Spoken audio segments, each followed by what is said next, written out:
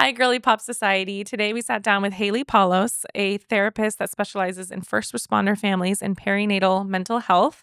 She shared with us her birth story of her son and how the birth story, the things that transpired, and her postpartum all led to her career in perinatal mental health. Thanks for listening. We believe a birth story doesn't begin with labor, it begins with her. Welcome to Girly Pop Birth Talks, where we go beyond the delivery room. Each week, we interview a woman just like you and unlike you about her pregnancy, her birth, and also her becoming, and what led her to the most transformative experience of her life. So grab a drink, a snack, and cozy up, because around here we go from laughing 1 minute to crying the next, as we listen to the stories that shape us. Because birth isn't just about babies, it's about the women who rise in the process. Haley Palos, welcome to Girly Pop Birth Talks. Thank you. I am so excited to have this conversation today. Same. I have seen your name around for like years now, but we've never sat down and had the conversation. The conversation has started. I love it. We're rolling. I feel like I need a shirt that says The Conversation. The Conversationist. Honestly. Oh my God, that's a good practice name. I'm kind of into it. Yeah. It's like really cute. It's really cute. All lowercase letters. Ooh. Kind of blocky. Oh, yeah. Maybe the is a different like font Yeah. than, you know? Yeah. Someone the design eyes. Someone needs to get on this conversation. Who That'd are be you? a good group. Yeah. Sorry. I'll try again. Tell us about yourself, Haley. Who are you married to? What children do you God Lord. What children do you have? What kind of kids did you have? Yeah. So I'm married to my husband. We've been together. I'm so bad at this. He's better at the dates than I am. I feel like that's like reversed from like what you typically see. I think 8 years. Were you always bad together. at the dates? Or just like now you're married, it's like history? Yeah, I think I've always been bad at Okay, the dates. no It was shame. like one of our best friend's birthdays yesterday. I was like, hey, happy birthday. It's like 10 o'clock at night. I was like, sorry. I missed it until I saw your wife post on Instagram. Oh, you just shared everything. You could have got away with it. Yeah. No, I'm pretty honest. I was like, my bad. Do you know your anniversary? You just can't do the math? Oh, God. Oh, okay. So I know I always goof it. I'm What color were the trees that day? Try to map it down. blue. No, I'm just kidding. Oh, okay. Well, Laura. September 26th, I believe. I always want to say 27 for some reason, but I'm pretty confident we did an even day. It's on, so I always have to envision this blanket that we were gifted that had like our anniversary on it to remember it properly. Mm-hmm. It's really bad. I know it's one of those 2 days.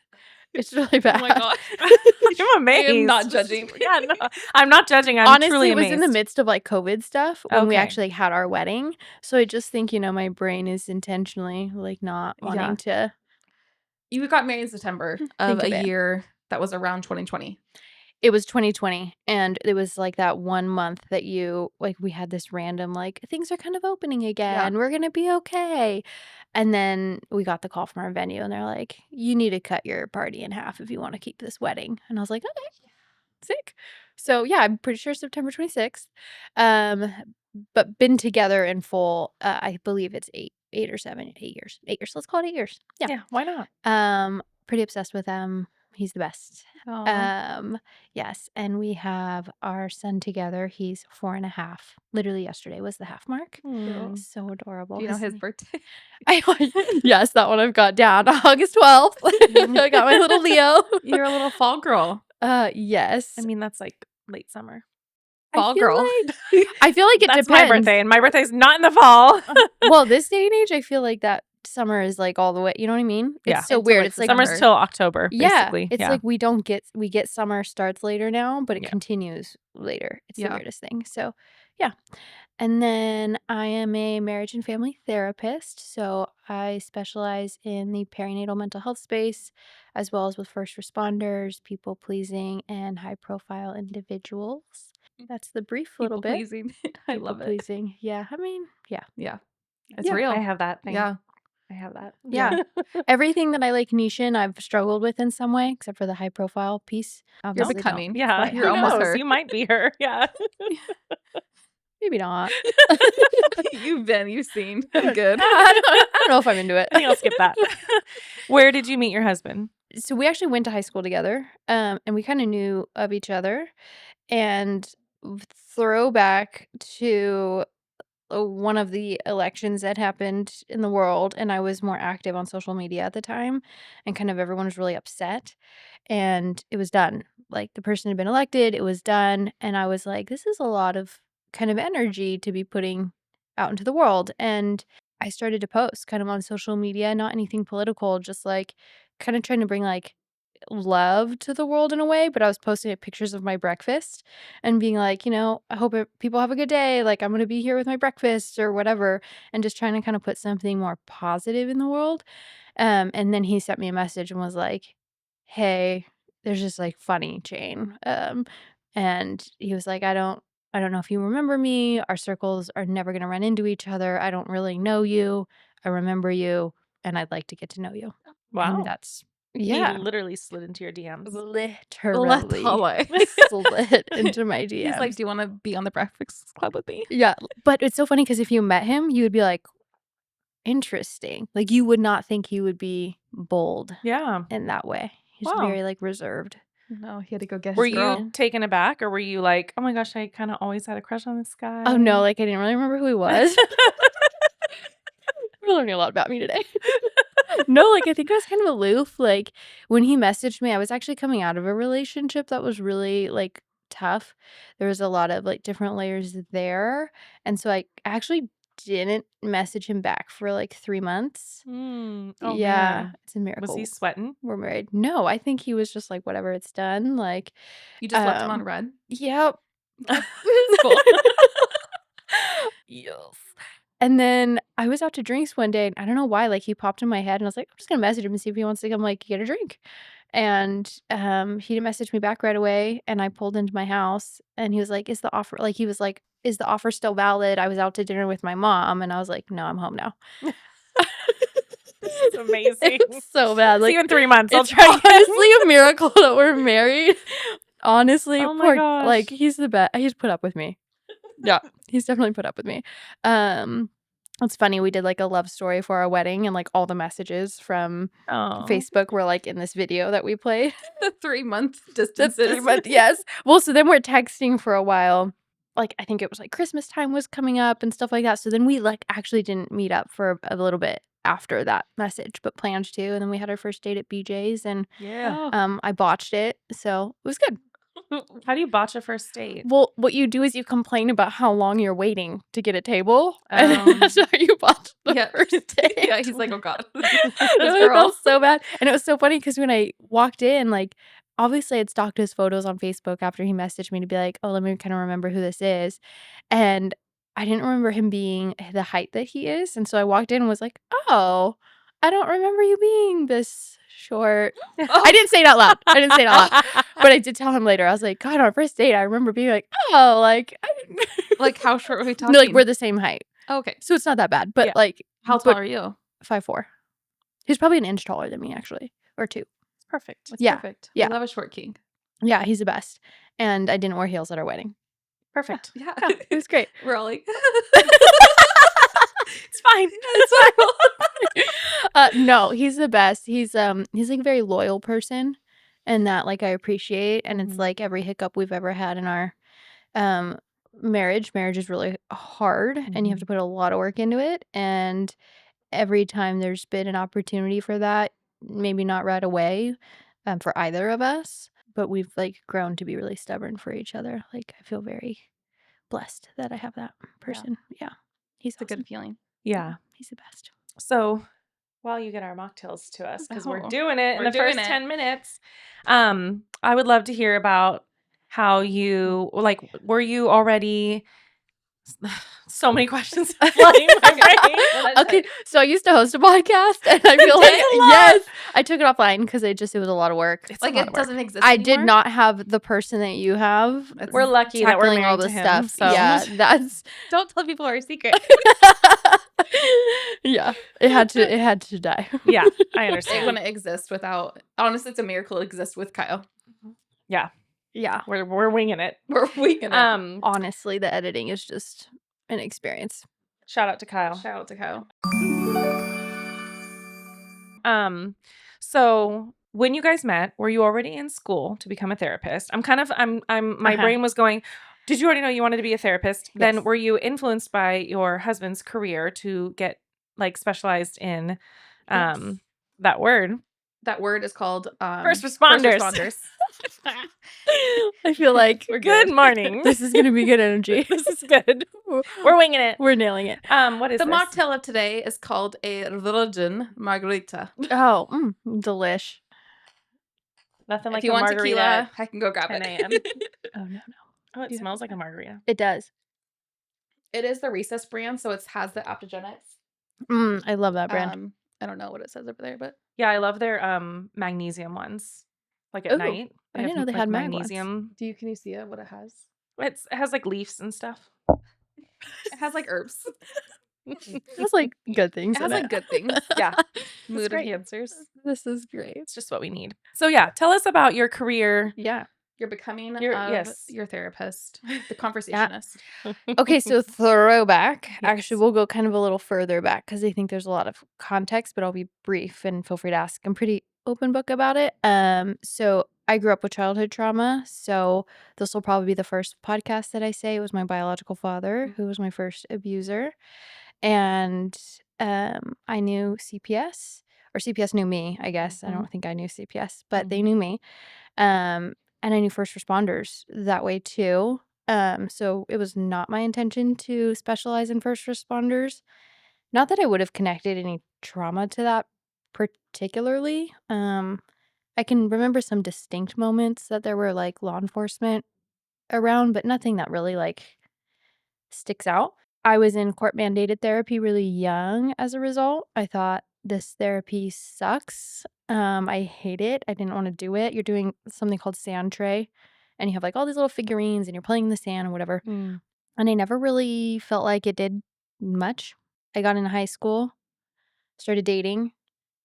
That sucked. A lot of my own trauma played out, not just in maybe who I was choosing, but who I was being as well. And I didn't love that. All good people, like I always say, like wounded people like hurt, right? And so like I think that was on all facets of everyone in those dynamics. It was actually in high school that I took my first psych class. So there's a teacher that did I think it was a social psychology. And at the time I was doing a whole bunch of reports on Jonestown. So Jim Jones was a cult. And I was like, this is fascinating stuff. And it highlighted so much for me, like learning social psychology.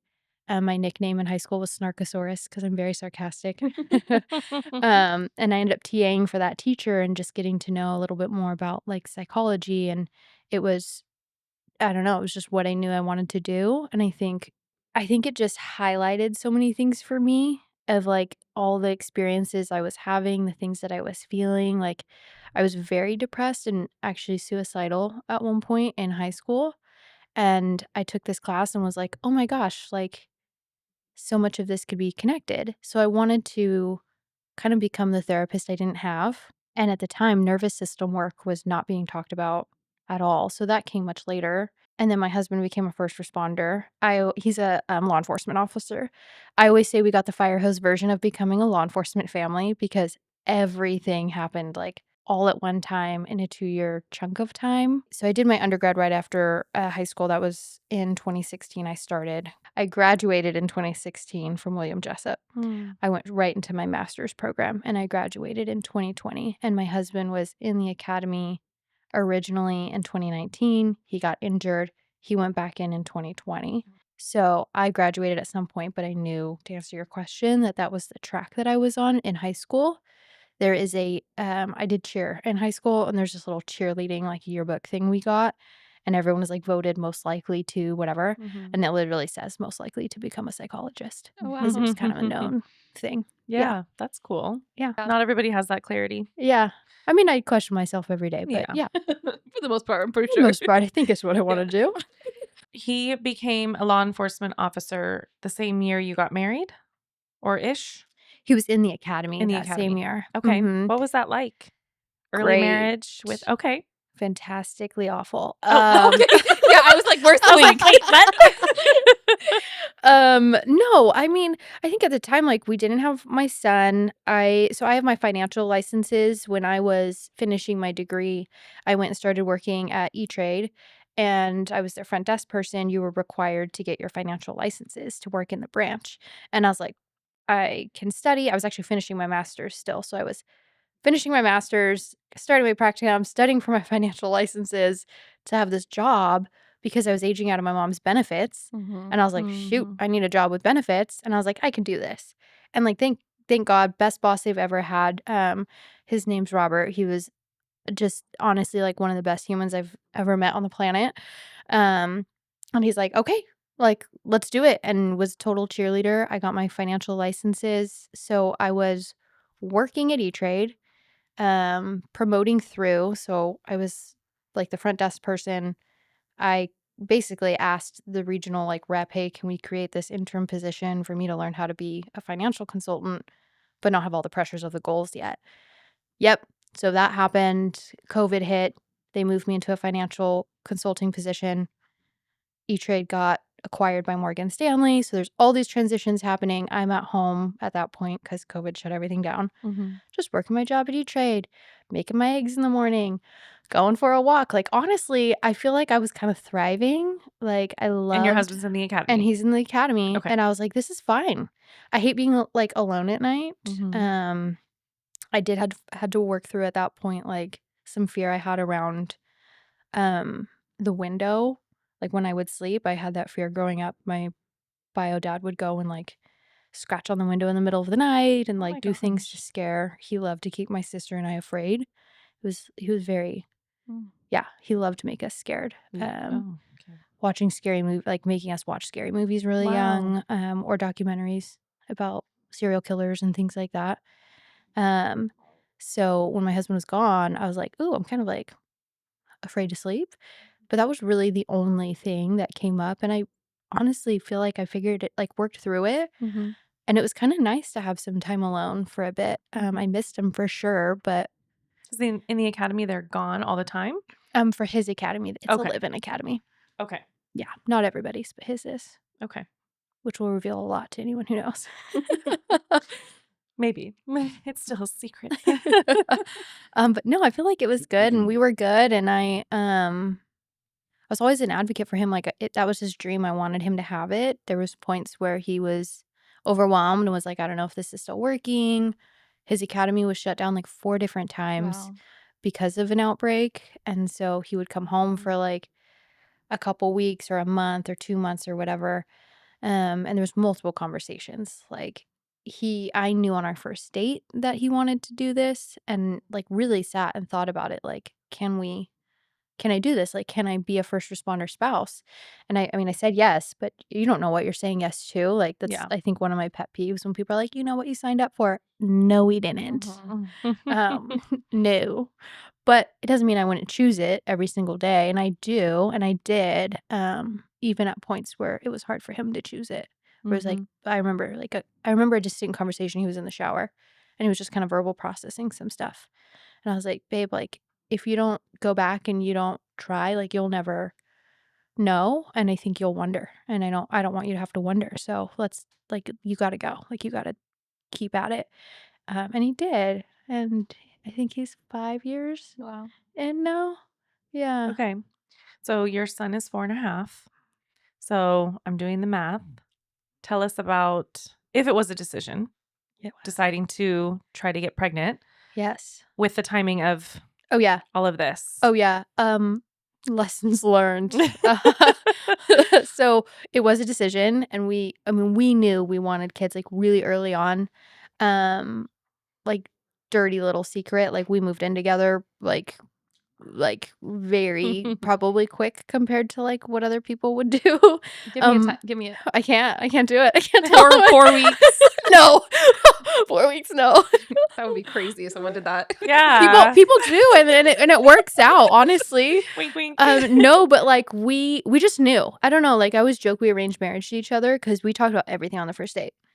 I was like, here's everything I'm working on.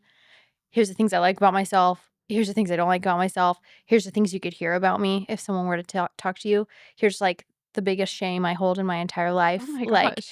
and At BJ's. I don't think I At could have a BJ's. rap sheet of like, this list. I'd be like, okay, hello. I just can imagine, like, here's my deepest shame. Oh, our Pazookies are here.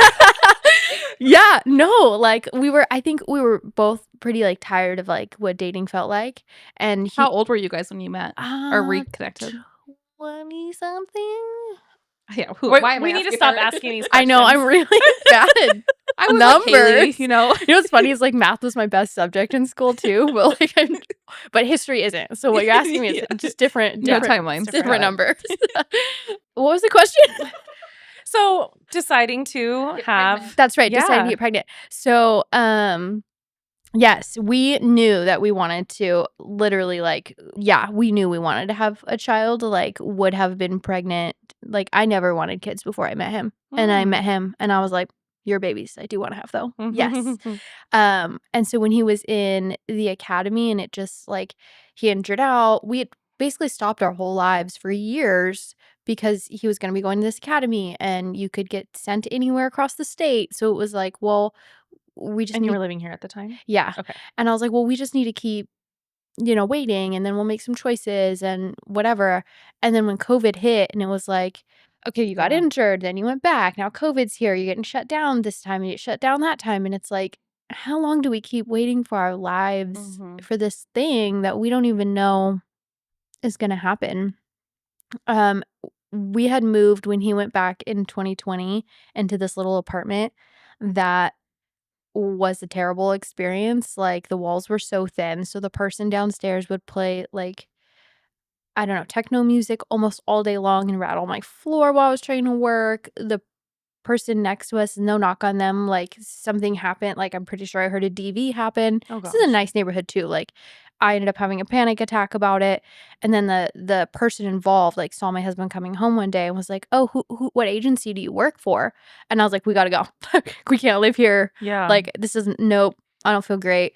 And then we got the house that we're still in. We start renting that house. And that just I think we started to make choices for longevity of the things we wanted instead of like the career all the time because it was just exhausting. Yeah. In total, like what?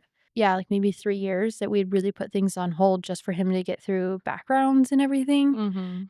So then we were like, hey, we got married and I was like, I want a baby and I want a baby like now. And he's like, I wanted a baby like yesterday. So perfect. And we got pregnant 2 months after our wedding. So special. Yeah. People love doing that math. Oh, I'm sure when they do. they're like, when did you get married? I'm like, don't even bother with the math. It was 2 months after. Calm down. that math, I'm like, I don't care about. I'm like, makes sense. And history. The other math is like so interesting. I'm like, how long did you guys date? When did you get married? That's fun. Well, are you in that season? I was going to say that's because that's the Yeah. stage you're I'm in. selfish. Yeah, you're in that season. Yeah. Collecting data. Oh, yeah. Every single guest. I feel like And how long was that? And when did you know? And how did you know? Oh, I knew date one. Date one. Yeah. Yeah. Yeah. I think My husband and I met at BJ's. Hey. We worked there. So. A little BJ. Well, we also got engaged at BJ's. No, you didn't. We did. Yeah. It was like BJ's Roseville. yes. Like to air all the dirty laundry. We were living together. I knew he had a ring because I used to be able to ask him questions when he was half asleep and he would answer them. You're such a psychologist. I'm the worst. And so I knew he had a ring because like Were you like, are we getting engaged? no, I was like, well, he had said several things and like we knew. And then like I think maybe a year or two like was going by. And so of course I'm going like, oh my God, I moved in with this guy. Like I'm such an idiot. Like I started to overthink everything. Like this person's maybe not like just, oh my gosh, the panic, And so I finally started to just kind of like text. What happened was I started to text my dad. And this was literally on New Year's. I'm texting my dad. And I'm like, stepdad, right? yes. Yeah. If I say dad, I'm talking about my Just stepdad. checking. The other one I usually say is a sperm donor or bio dad. But if I say dad, it's my stepdad. When I graduated high school, I like asked him to adopt me. Aw. Yeah, he's the best. Literally the best. Like nothing will make me cry more than my stepdad. He's the bestest. But I was texting him and I was like, oh my God, like dad, I'm an idiot. Like a laundry list of like, I think I need to move home. Like, is that okay? Like blah, blah, blah, like all this stuff. And I should have known. I really should have known. Because if like anyone knows my stepdad, he's the first person to be like, I'm going to make it better. Like, Mhm. come here. Like, he's a very girl dad, Yeah. if that makes sense. Yeah. And he's like, I think you're overthinking it. I think you just need to give it time. It's like hard on a man sometimes, blah, blah, blah. Did he know? He knew. Yeah. Duh. I didn't know he knew. So yeah, we got Where are we? engaged. Yes. That on New Year's because like I was texting my dad At and BJ's. yeah, BJ's, and my dad was like, "You better figure this out." Like texted him. Yeah, And like was she's you about to better leave. figure this shit out. It's like she's gonna come home. Like you're losing it, bud. I think he like I don't know for sure, but I'm pretty sure he sent a text that was like, "Hey, shit, or get off the pot," because like she's freaking out. She's Like, packing her bags. she's having a mental breakdown while I was working too. Like I was at work texting him. Oh my like, gosh. ah! And then yeah, I went home and he's like, "We should go to dinner," and I was like, "Okay." And he told me, I think I said like we should go to Zocalo, and he's like, "Oh, I called. They don't have any reservations for today or like seats." And I was like, "Okay." He's like, "But BJ's could take us," and I was like, "Okay." Like I didn't think anything of it. Oh, I'm so stubborn. I'd be like, well, I have to go see that there's no seats available because I don't believe you. I'd be like, we can sit at the bar. It's no big deal. Yeah, I'm like, we'll But just he's wait got for this a plan table. the whole time. Like, no. I destroy everything. Yeah, most girls do. But that's why he didn't propose for so long, because we would go on trips of like, this is such a great place for a proposal, and he wouldn't do it. And it was like shoved in the seat of his car. He didn't actually get down on one knee. He like slid it across the table. Honestly, Oh, as a Haley. server at BJ's, we No. did judge the proposals where they were like, babe, I took you out to the fanciest restaurant I could think of. Like, It's- not on their no, knees. No, he literally said to me like, I've had this forever. You've said things, and I just wanted it to be such a surprise. And I can like I know that you've been waiting and you've been feeling some ways and uncertain. I never want you to be uncertain in your entire life. I want you to always know like where you stand as a person, period, and with me. And like said my full name and was like, "Will you marry me?" And I was like, and I cried, of course, and was like, Mhm. "Yes." And that's him. Like he's a very like secure human being. Like That's a sweet proposal. yeah, No, he's it's very so- And it's stable. I'm not private hitting on and it No, at it all. got really fun after that because the server was 100% drunk. Like our server was Oh, that's toe that- up. It was New Year's. I mean, toe Well- up, and walked over and was like, "Did he just propose?" Like I bet I can guess who this is. screamed it. He literally just like screamed it across the restaurant, and then everyone was looking at us, and I was like, "I want to leave right now. Take me home." Yeah, Well, but it was funny. congratulations. Thank you. Thank you. So yeah, we Okay. got engaged, and like Got we married. were so serious. I Yeah. feel like the whole time knew we wanted to have a baby. Yeah. And then you got pregnant 2 months And we got after. pregnant 2 months after. So to go into the birth And have story fun now- editing all of that. I know. It's very Jim and Pam. I Jim do and love Pam. Jim and Pam. Me too. Yeah, That's I true. do love The Office. Yes, I do love Jim and Pam. I love that. The gas station. Yes. Yeah, now I'm gonna that's have what to it watch feels The like. Office Yeah, too. that's what it I feels like. love It The feels Office. heartwarming. It's not the people that like They brought out the plate that Yes. said, like, "Will you marry me?" it's in the Pazuki. Yeah.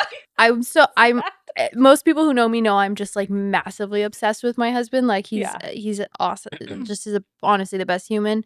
Like he'd be a better therapist than me even. Like it was part of why we connected. Like when I shared things with him and he was just like, "Hey, you've only been this version of you in this moment for this time once. Like you're learning." Like, and he was just so Oh my patient. god! Wait, that's so like affirming. Yes. And so like that, I think, he was just one of the safest people I know. Mm. Even now, like I was crying myself to sleep the other night, feeling bad about something that I did.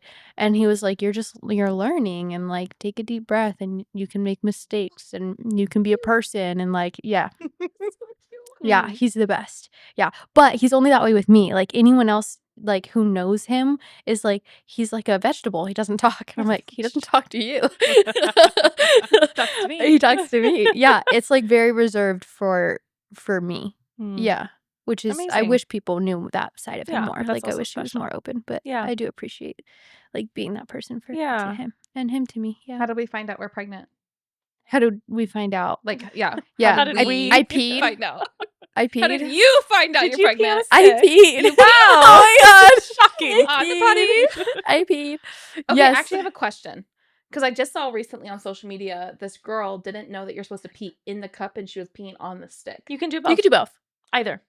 How do you aim? So did you pee in the cup or on the Honestly, stick? It's really stressful. It's so because stressful. you have to get 5 seconds of stream, Uh-huh. and so I'm always like, And you're like, stream changed. yeah, no, literally that. Literally that. Yeah, you're like, But your hand has pee all over it. Like, right? Sometimes. I don't think I've had pee on my hand. No, I feel like it's the yet. stick that comes out. That's why I'm like, it's like, you know, the whole Whitney Levitt that put the pregnancy test in a cake to like announce to her family. Oh, That's yeah. why everybody was like, ew, Yeah. because you It are was getting pee probably all like a over fake it. test, right? I hope so. She didn't reveal. She loves the scandal, you know. Yeah, Yeah, I do like but- Whitney Levitt. On record. She's had a good I feel like she's growing. Like That's what I mean. She's one growing. thing I like about like I love a good comeback story. Yes, like, that's and what I was I trying to think say. yeah, I think that like we're all just learning. You know what I mean? Like, and I can give That's a lot of my new motto. I know we're all No, learning. Yeah. no, I didn't spend $1,000. I shouldn't have spent. I'm just I was that learning. version of myself in that moment, Now I've changed. and I've only been this version Well, for a little bit. Yeah. Well, I So mean that I'm brand requires new. work. I mean, like Yeah. I always say the word wrong. You're hired. In- You're hired. What is it? Introception? I always say that word wrong, but like Yes. going inward, like I think I'm probably way too hard on myself as a person. Like I can say that for other people, but like I think I certainly struggle with shame, but I try really hard to go inward, and I think a lot of that has to do with I put myself in some really shitty places in my life, and I mentioned like I was suicidal in high school. Mhm. I mean, I stopped being suicidal at some point, but like the things that led me there still were there, Mhm. and I had to work through those things. And I was in a codependent relationship at one point trying to help someone get sober, and honestly, like it was really easy, I think, in that situation to demonize that person, but I was 100% part of that too. Mhm. Like, why was I trying to fix this? What boundaries was I overstepping? At one point was I participating? And that's like part of the process is to go inward with things and say like, okay, what's the reflection? And I think taking accountability for things, it sometimes takes a minute, but to be accountable and to say like, you know, I can grow from this and I can learn something from this, and I don't have to be the worst person on the planet despite what my brain wants to say to me. I can learn from that and grow. So I love watching that. Like I love when I see, I think I just resonate with that a lot, because if I was judged for every little piece of something I've done in every moment of my life where I thought I had good reasons or whatever it is, that would be so sad. Mhm. You know what I mean? And like Mhm. I think that is where then people do end up depressed and suicidal, because we isolate people. Like, but I think that's important. We're just we're learning Yeah. and growing. But to go back to the non-serious part, your $1,000 you spent on the card, you might be learning. I don't know. It was probably a manic episode, honestly. Just being real.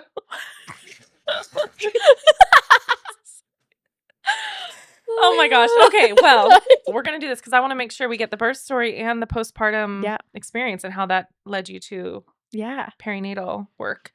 So you're how many weeks pregnant when you start to feel things? Birth story starting. Were you a lucky girl? Went early? I was super sick. Probably until a little over halfway through my second trimester, like vomiting Oh my gosh. constantly. Ugh.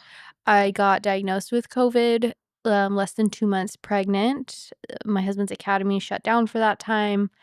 He couldn't taste anything, so I had sent him somewhere that already like they were already in his family dealing with COVID. So I was like, "You go there," and then woke up the next day and couldn't taste anything. Oh.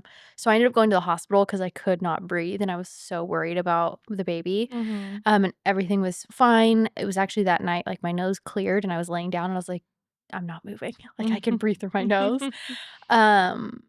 And so I say that because I'm always so curious around the connections of like, I wasn't really that sick until after I had COVID. So that's Mhm. interesting. And I wasn't diagnosed with autoimmune condition Yeah. until I was postpartum, which Triggered it. I know can trigger. Yeah. There's some research Yeah. going on about COVID. Mhm.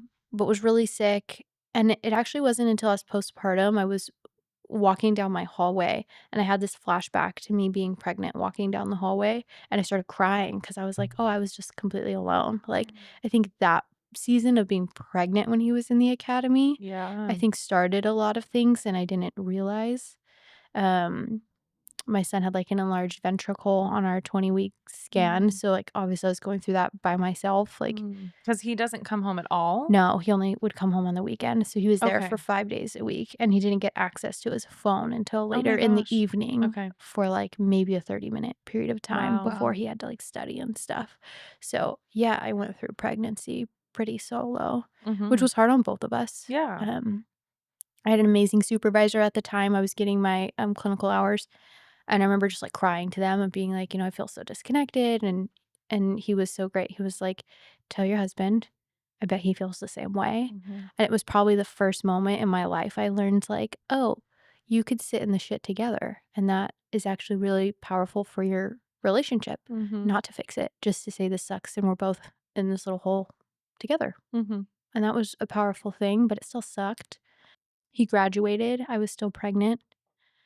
I gave birth a month later. I remember actually like I had to call my mom's friend and be like, is this labor? Is this what's happening for me? She's like, yeah. And I was like, do I bring him home? Like things you don't really like Did you have friends that think have about. babies or anything that you I could was talk the to? first of my friends at the Okay. time That's to be pregnant. isolating in and of itself. Yeah, it's really hard. Nobody knows how to show up for you, even if they want to and have Even the if they best want to. intentions. They don't know. Totally. And he made it back for the birth. Like I called him. He was thankfully off, and he got back. And I'd actually gone into the hospital before he got home, and they sent me home. So I basically went to the doctor. It was a Wednesday. I'm good at time with this. Yeah. It was Wednesday. Do you know how many weeks you were?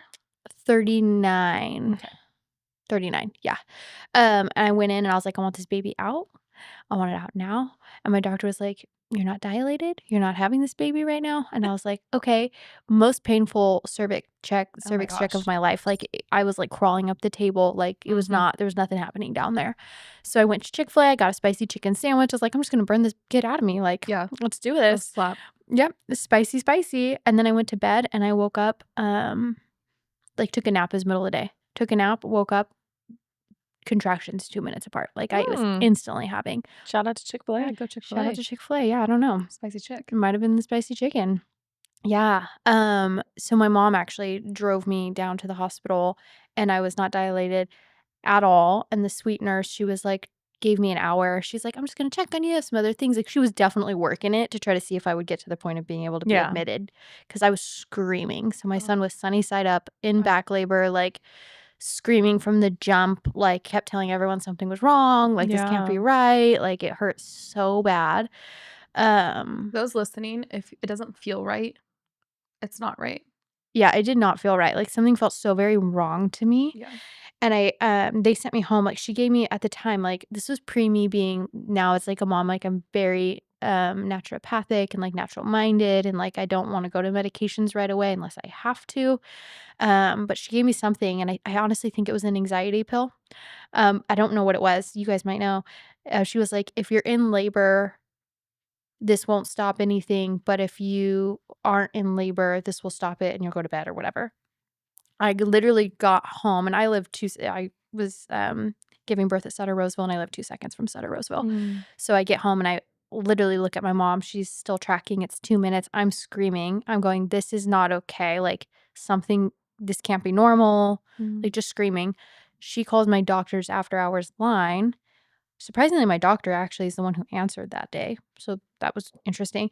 And I'm screaming and I'm like, this isn't fucking right. Like, what do you, literally, I was like, what the fuck do you want from me? Like, this is not it. Like, something's wrong. I'll probably cry at some point with this. And that was actually okay. Like, I ended up getting special admitted. So I do appreciate my doctor for that. Like, she was like, go back, like, if we need to give you more drugs or something, like, but we're going to check. And I was dilated at 3 at that point, and they don't usually admit till 4. And they were like, your doctor's approved to special admit you. Like, you're in a lot of pain, so we're going to get you special admitted. Do you want an epidural? And I originally, like, wanted a water birth at home. And this is where, like, I would never not have a doula again. Everything going on in our life, we were so not educated. My husband was like, I'm scared. I don't want you to have a water birth. Like, what if I'm not here? So we didn't plan for that. And then I was in screaming pain, and I was like, yep. Stab me with that epidural. Like, I can't do this. I'll take like 10. This is awful. Yeah. And they did, and I was in labor for 20 hours. My doctor broke my water for me. I didn't know until after my son was out that blood came out when that happened. So she ended up having to send my like placenta and stuff out for testing. And there was like a small infection growing. It never like turned into anything, thankfully, but it was starting to like grow an infection. Again, not knowing anything, it's COVID. My doctor didn't really educate me on anything. We took an online breastfeeding class. Like we didn't really know much. Read the books, but like, what do you know reading a book? Did they say at any time the baby was OP, or when did you find that out? After. Okay. Like I was in such a fog. Like I had to read my like chart to know what the heck happened, especially like when I was doing therapy after everything. Well, I ended up doing a cervix check. They're like, you're 10. Do you feel pressure? And I was like, yeah, I don't know any different. So like, are you ready to push? And I was like, I guess. So where's your husband at this he's point? there. Okay. He basically slept the whole time because like he had worked a shift. Like also didn't really like he's in the academy, so he didn't fully learn, but did his best. That was a lot of like I think forgiveness like hurts for me that I had to work through and just kind of understand his end of that too. So as I'm trying to push, I'm pushing, it's like 2 hours into it. My son's having decels and they're like, my doctor actually told, I don't know the official name for the vacuum, but like told the nurse to prep it and then told me, hey, we're gonna do this. And I specify that out, just like being a therapist now. The lack of informed consent in that moment was absolutely one of the reasons I experienced birth trauma on top of everything else. Yeah. But that was like very not okay. Yeah.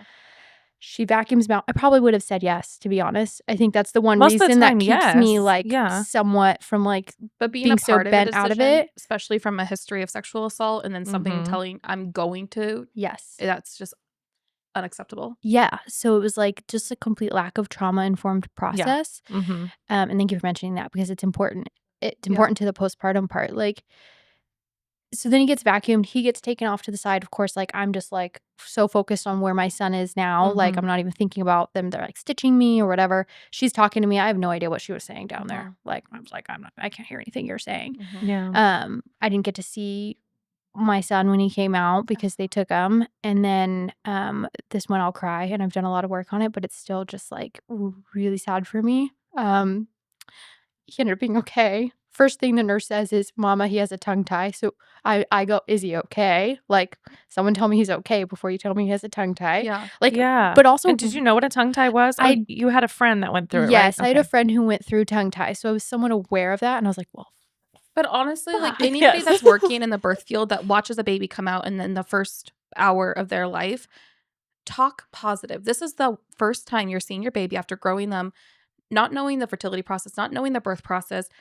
Totally. Tell the woman, tell the mother, like how beautiful, how perfect, no matter the anomalies the baby has, this baby is loved and wanted. And I mean, it's so good. Part of me is appreciative that like a nurse would, so many people don't even know what it is. Yeah. And it gets missed. And so like part of me is kind of appreciative.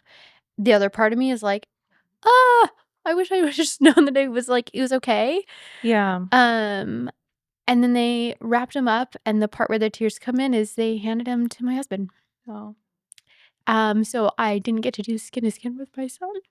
So the baby was born and he immediately went to the warmer. Yeah. And they did all the procedures. Yep. And then handed your baby to your husband. Do you know why they did that? No idea. I'm so sorry. My Haley. doctor was like getting everything out. Yeah. That was hard. Yeah. Sorry. No, I don't know how many times like I've told this story and I cry every time. Like that processing. It's a pivotal moment that you missed. The amount of EMDR or brain spotting I've done around it, like it's just, that is such a painful piece for me. It's weird because I felt multiple ways about it. Like looking back, it was so interesting because like when I was postpartum, Krista Dancy posted like birth trauma is not just how you felt in the moment, but how you feel looking back. And it just opened my eyes where I was like, oh, it's me looking back that cries about this. In the moment, it was so beautiful watching my husband have him and like comfort him. Like my doctor was pushing on my stomach to get everything out of me. And every time I would like make a noise because it hurt so bad, my son would make a noise and he was like, Mommy's okay. And it was like so sweet. But really sad for me. And like that just didn't kick in till later that I realized like, oh, I'm really sad for myself. Yeah. Um How was your Yeah. connection with your son? Because for a lot of people that share their stories, and that's something that happens, is they don't get to have that skin to skin, is Yeah. the postpartum experience. Of course, you love your baby and you're so Oh, happy, yeah. but there's a disconnect sometimes. Or is like an what anxiety moms, around it. Like, yeah. I need him. I asked, like, I think it triggered a lot of people pleasing in me in a sense where I had to ask, hey, is it okay for me to do this? Like, I almost felt like I just didn't have a voice. And so I had to ask. And as quickly as they like laid him on me, I had to ask my husband to take a picture of it. It's like, I don't think I sent you guys that one. I can, but it's I have only 2 photos. The one I sent you and one of him like on me laying there, and he wouldn't latch. He didn't latch until the next day, actually. And then they came in, they're like, "We need to move you to the postpartum unit." So, like, he was on me for maybe, like, 5 minutes before they were like, "You need to stand up. We Oh need to my get you in gosh. underwear. Like, you gotta get out of this room." Thank you so much for sharing that because it is so real. And I think in the grand scheme of birth work and stories of like, the vast of NICU stays and all the things that can happen at birth, some women feel like they can't voice that was still Yeah. incredibly traumatic. But in any other like birth, right? Like Yeah. you'd be able to be mauled by a bear if you took her cub right after like Right. they birthed their baby. Yeah. And here we're just supposed to be like submissive of like, I guess that's what That's what's they're They said doing. have to do. and I'm Yeah. not allowed to feel this way because this woman's, it's just 'Cause they're a provider and they know Yeah. better, Yeah. and yes, I will you're never not alone. So many yeah. women feel that way, and it influences. I mean, we've only been in practice for 6 years, but it's still affecting them 6 years postpartum. Yeah, that lack of, like, consent and trauma-informed process, but also I think just understanding tenderness of birth. I think that's the word, like, Yeah. I think I grew in my tenderness having a child to the point of, like, something like that, it does matter. It is this connection and this thing that is this attachment that is just I can't have that, like, I can't go back and like, I wanna say fix that, but, like, I will never get that back. Yep. And I think one of the hard things that my brain will do is always consider other perspective and to be like, okay, it's COVID, what the nurses are going through, they're under pressure, like, get jabbed or don't get jabbed, like, and that was, like, conversation that I'm hearing while I'm in labor too, like, we're all getting fired in December, like, so there's, like, all these stressors on everybody, but it was still, like, for me, it was not okay for me, and it took a long time to say that out loud, and again, shout out to Krista Dancy, she was one of my supervisors early, and I was able to send her an email and just be like, I'm feeling all of these things. Like, do you have recommendations for me? It was awesome because she got me like very taken care of. Because that was, it was really sad. I think that's the word I would use. It's just really sad. I really like Yeah. that. I've never heard what she said. I felt it in my own birth stories, but sometimes you gaslight yourself like, well, I wasn't upset about it then, so why am I upset about it now? Or even like, Right. you might talk to people about it and like say it's fine, but then change your mind. Like, actually, this wasn't fine. Even with a provider, like I might have told you that was fine, but then looking back, I'm not okay anymore. Yeah. So I really like that idea of like birth trauma doesn't have to be something you realize in the moment. Like, there's no time limit on if you look back and feel anything, like you have full permission to feel that, whatever it is. Yeah. I really like that. Yeah. I was just scrolling on Instagram, I think, one night, and I saw that, and I was like, oh, yep, that's it. Yeah, I am such a bear at births. Like if that, I've seen it. I am so like cock block nurses, like excuse me, Becca. I'm like, oh, what? I didn't hear you. What? Yes. Of course, like if the baby needs intervention, of course. But I'm like mom and baby are one. Like bring the NRP to the mom. Bring the conversation on her chest. Like do not separate that. Yeah. It needs to like happen. Even if it's for 5 minutes, it needs to happen. Yes. Yeah. Yeah. Again, I would never give birth without a doula ever again.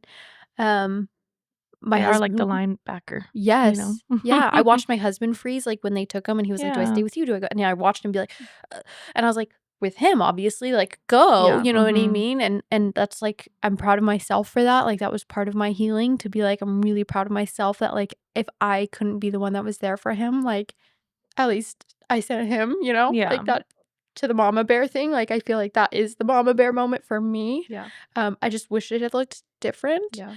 Um and I think that was, like, the story of my postpartum too, was, like, I think I had to really like, I had post-traumatic stress, not just from birth, but from being sexually assaulted, like, so many things showed up for me. I got diagnosed with an autoimmune condition, so I found out my thyroid was just hyper, like, so off the charts. I was not being able to sleep. My husband was gone 5 days a week because he was sent out of the area, like, 4 hours away or 4.5 with traffic. So he was gone 5 days a week. So it was me and my mom was trying and my mother-in-law was trying and they were, doing their best, but like, Nothing like your husband, though. yeah, it's not the same thing. And of course there's nuance when it's like, your mom and your in-laws and you're like, it's just different. It's so different than the safety of your like spouse, or at least the way I feel about mine. Um, yeah, so it was really tough to then come to places like repeatedly in healing where it was that same story for me. Like, I can't go back and fix it. I can't go back and fix it. I can't go back. Like, you can't go back. Like, Mhm. that grief. I think that's a big thing. Like, and probably ongoing for me, obviously. Yeah. Um, and again, I've done EMDR, I've done brain spotting, I've done all the things, but it's so layered for Mhm. me. Like, I that part's hard. My son and I connect really well. And I think we were really connected in some ways. Going through the tongue tie process, doing a release, and for anyone who might be listening and doesn't know, like, I had his anterior clipped in the hospital. I had his posterior lasered later, and he was miserable, screaming all the time, in pain. It didn't matter how much body work we did. Like, I was not okay. I was clearly dealing with anxiety. Like, the only way I could describe the difference is I've had anxiety before, and it's sort of like the thoughts doing all the things. And I don't know where the line is between the anxiety I felt that's probably like my world as a therapist anxiety and a sense of anxiety because of the autoimmune. So that's the hard part. But it was like a body anxiety. Like, everything in my skin just felt like it was crawling 24/7. So then to have a tongue tie process, be told to just keep breastfeeding him, keep him on the boob, keep him on the boob, keep him on the boob. Well, he never came off the boob. And I was miserable. Like, and it wasn't that I didn't love him, and I loved the moments where he was asleep on me, and that was great. But me as a person just felt totally gone. Yeah. I just felt like, okay, well, I'm the boobs, and Mhm. no, I kept saying, like, if people knew what I was feeling, I had to believe that there would be a line at the door, because I couldn't, like, if I believed that people wouldn't be there for me, like, there was no way I was gonna get through it. And I just had to keep saying people didn't get it, and it wasn't, like, anyone's fault. Like, it just wasn't understood. I didn't know what was happening for me at that point. Sometimes it's hard to verbalize it. And I also Yeah. feel like in postpartum with the hormones and everything, like, you can have like really positive moments even in like Totally. really hard times. And so it's Yeah. even confusing to yourself. Like, Totally. am I okay? Maybe I am, because Yeah. the sun is shining right now and like we happen to get 2 hours of sleep.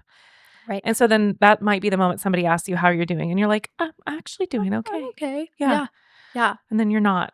Right. In the big scheme of things, like, I was terrified to drive. I was anxious to get him in a car. I was like, oh my God. Like, the intrusive thoughts were so strong. And also I think with the autoimmune, like, it affected things in a way I can't even describe, and it's so silent for people. Like, really shout out to anyone with autoimmune, because that's like, it's so different than a sore on your skin that you can see. So it like seems like you're okay, but you're so fatigued, you can't think. Like, the fog, like, it's, for me, the only way I just can describe that is like memory recall. Like, I can grab it, I know that it's there, but the act of going to grab that when I was trying to like talk I couldn't. Like, I just couldn't, like, go grab the thing. Like, I knew the thought was there, but I couldn't get the thought. And so that was, I think, all layered in all of that to feel very, like, what is it? You know, I think that's the other part of it. What was what? You know, what was autoimmune? What is the birth? What was, you know, all of it. Like, that was also, again, layered. So it was hard to articulate. Yeah, it was really confusing because it was hard to go, oh, I'm feeling this, or I'm feeling that, or this is what I need. Like, I had no basis for that. And as I came out of it and was healing, I was like, what? This system's broken. This is not cool. Like, yeah, you heal, you know, you grieve. So there's sadness and there's frustrations. And We're always talking about the story of becoming, and that is such a, I mean, every story is like that. Everybody's becoming is a becoming. It's a becoming because it became. But I'm just in awe over here. I just think that's so cool. Like, I always love the stories of how people, and I think women do it so well. Like, we become what we needed. And I think it's just really, it's really cool to watch and to hear your story. Yeah. Thanks. Thanks for listening to it. It was amazing. Thanks. I'm excited to put a story to the name and a face. I mean, we've seen you. We've met you. Yeah. We've hung around. Yeah. We've never had like the conversation. Yeah. It's weird. I don't really talk about it. Like, even when I did my own podcast, I never really talked about it. It's when you're a therapist, it's like, how much of what do you share? Yeah. And I also think that's my struggle as a person. Like, I will say, like, my self-growth of, I can overthink everything. I'm not being dramatic when I say that. You're in good company. Every little thing. I So love you're gonna some freak magnesium. out about this episode? 100%. When It's you okay. post this, Text us and we'll hold your hand. 100%. I'm gonna freak out about this. Yes, but it's gonna be okay. Yep. It's an We will. exercise. Again, like, I think for me, like, my growth is, I'm really good at letting other people be human, and I'm really bad at letting myself be a human being. Yeah, like, That's real. yeah. Yep. Me, Get you, it. I hope. we're all one. Yeah. Well, If and I I hate. just take care of everyone else, then I don't have to take care of myself. Yeah, 'Cause or I have you to go be do, there. but you do it in private, and like, honestly, I think that's something that's important for healing too. Like, we are not supposed to be in isolation. Like, I'll tell my clients, like, oh, you were doing this for connection, and like, and this happened, and that does hurt. And like, even if there's something to learn on our end, like, what a beautiful thing that you were looking for connection. Just strip it way down. Like, there's a lot of layers in there, and maybe, again, there's some self-growth and reflection in there and learning. That doesn't have to be with shame. Like, biologically, I feel like we are wired to want connection, and so we're seeking that. And all the other stuff is like all the hurts and things that happen in the world. And I think that's a beautiful thing that we have. And then I always remind people too to remember that, like, what makes a psychopath is that they don't care to have connection. So what a I always say, like, I have a little dark humor in my room, so I'll go, like, so what a beautiful thing that you're not a psychopath. Yeah. That's not Isn't you, that honey. great? Amazing. Amazing all Isn't that around. great?